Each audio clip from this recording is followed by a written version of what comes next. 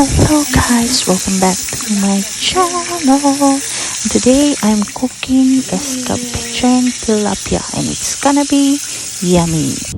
We have minced garlic, ginger, onion, carrots, and green bell pepper. Let's get started. First, saute the aromatics, the onion, garlic, and ginger. Then the veggies. Then add vinegar, brown sugar, and add water, a little bit of salt,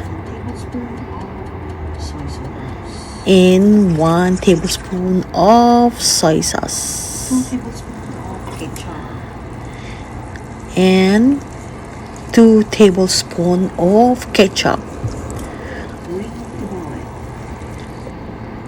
Let it boil. Then let's make the mixture of thickening the sauce.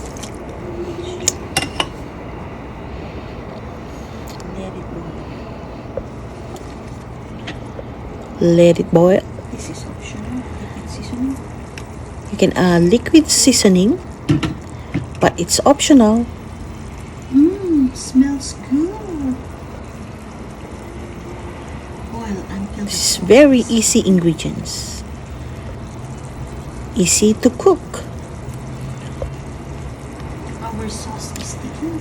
Our sauce is ready. It's time for plating. Add the veggies on the top. Then spread the sauce. And here is our escabeche tilapia recipe.